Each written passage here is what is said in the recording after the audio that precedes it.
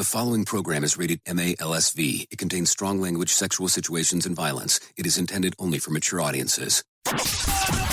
Finally, show with the balls to call it like it is. Rated R Safety Show on Safety FM. Countdown to audio torture. The Rated R Safety Show starts in 3, 2, 1. Let the eardrum pain begin. Forget the corporate bullshit. This is the Rated R Safety Show with your host, it doesn't matter who the host is. Well, good morning and welcome to another episode of the Rated R Safety Show. And I said good morning because it's morning right now when I'm recording it. And we are streaming live on Safety FM, just in case. By the way, because I was told to tell you, so I guess I'll have to tell you. Don't forget to subscribe to our newscast, because I don't even know if I can call it a podcast, because what are we potting? Aren't we just really talking about the news? I only reference this because a lot of times we forget to mention what we're doing. Like we originally started off talking about that we're going to rant. Rant. And guess what? We have a limitation on ranters, but you already know that. Anyways, we're seeing a lot more people come through the ranting information. Unfortunately, we can't have the ranters really today and tomorrow because of me being tied up personally. Well, let me not waste more of your time and let's get it started. Safety never sounded so terrible. Rated R Safety Show. Safety in a way never heard of before. The Rated R Safety Show on Safety FM. Here is the news on the Rated R Safety Show. I don't know if this will be important, but let's go down the path right quick. A study out of the UK indicates the number of teenagers who need glasses has doubled since 2012. 2/3 of those are short-sighted. I needed my glasses when I was an adult, but anyways, that's a whole other story.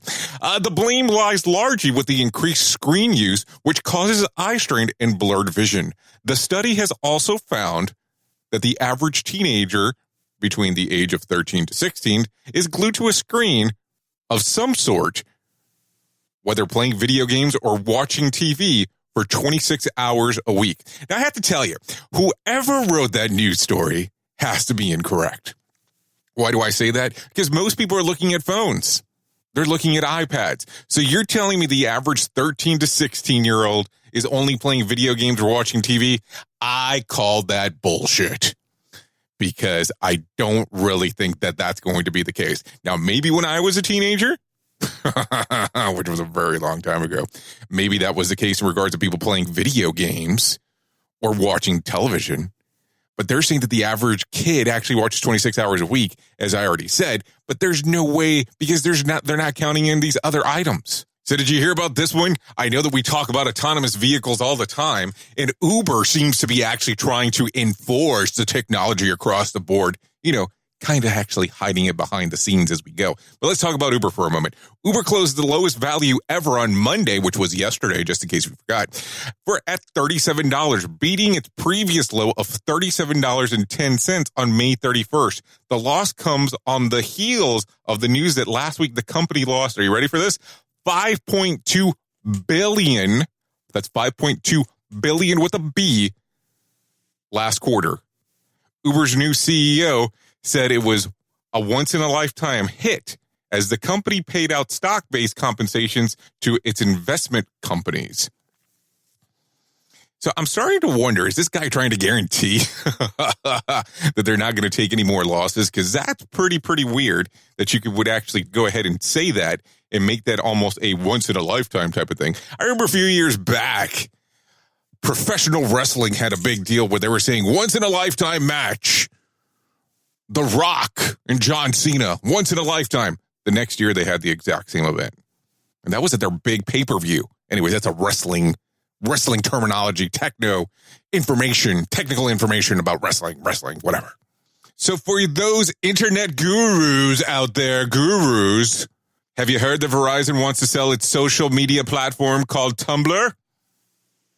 The mainstay of the early social media has traded hands a few times over the recent years, first going to Yahoo for $1.1 billion in 2013, then to Verizon when it purchased the search giant. Now Tumblr is headed to Automattic, the firm that owns, are you ready? WordPress, a content management system that powers a reported 40% of the world's websites. Details of the sales have not been disclosed. Tumblr's users base imploded earlier this year when it banned adult content and other sexual explicit material. So, Tumblr is being sold off by Verizon. So I wonder if they're going to turn things back and add, we'll say, adult content or sexually explicit material.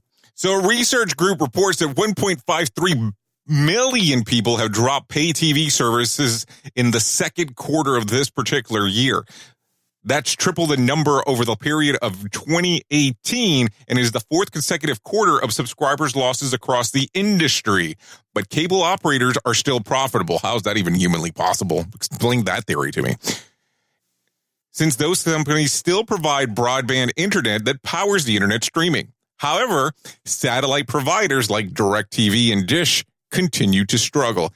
Didn't DirecTV just get bought out by AT&T? Well, not just, but didn't they just kind of rebrand and merge and all that crap? Somebody needs to tell me these things. So how is this accurate? I don't know. Okay, we're about to blow your mind with the following information, so don't fall out of your chair. Okay, this is actually part of a news story. This was a big thing on CNN, so listen to this. Chick-fil-A is adding to its menu for the first time in 3 years. Oh my God, world-shaking event here. Starting yesterday, it added, are you ready? The chicken giant added mac and cheese as a side. The restaurant says that it uses a blend of cheddar, Parmesan, and Romano cheese as its main daily fresh source. How can that even become something that's important to be on the news? Or what makes it worse is that I actually read it. Well, last week we were having a conversation about Ebola that was actually affecting Congo. So now there is a glimmer of hope out of that news story that we spoke about last week. Drug trials to beat the virus have proven effective. Wired reports that the World Health Organization announced Monday that 2 experimental treatments appear to dramatically boost survival rates. The trial started last November in spots worst hit by the virus. So, good information coming out of there. So if you keep on hearing over and over again that vaping is such a good alternative to smoking,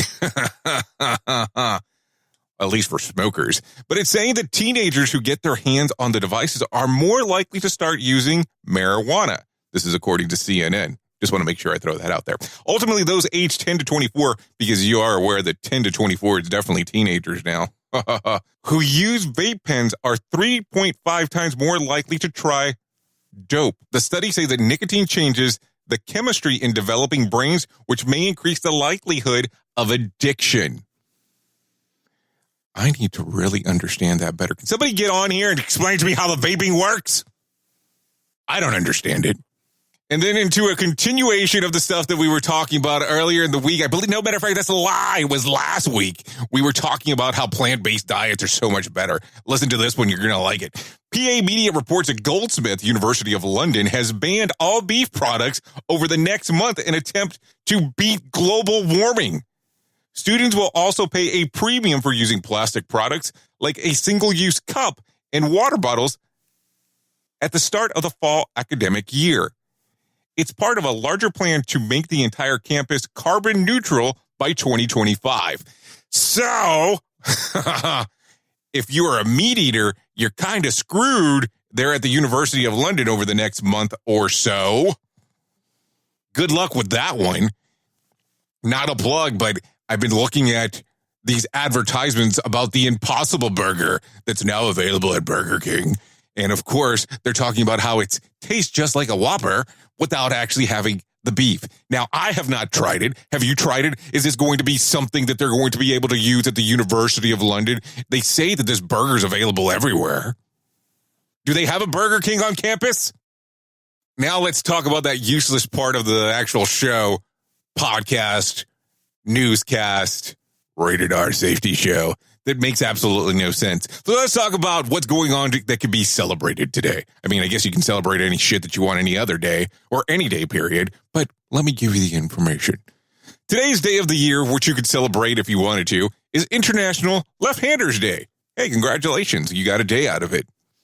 Filet Mignon Day. Guess I'll go to a restaurant and do that. Oh, I can't. I'm still eating vegan. An afternoon tea week. So how is that a day? Is that a day? It's a week. Anyways, you're listening to the Rated R Safety Show. I know who you are. You know who I am. Until next time, love you, mean it. Bye. Duh. This show is almost as enjoyable as hearing the sound of the toilet flush. Rated R Safety Show on Safety FM. The views and opinions expressed on this podcast are those of the host and its guest and do not necessarily reflect the official policy or position of the company. Examples of analysis discussed within this podcast are only examples. They should not be utilized in the real world as the only solution available, as they are based only on very limited and dated open source information. Assumptions made within this analysis are not reflective of the position of the company. No part of this podcast may be reproduced, stored in a retrieval system, or transmitted in any form or by any means, mechanical, electronic, recording, or otherwise, without prior written permission of the creator of the podcast, Jay Allen.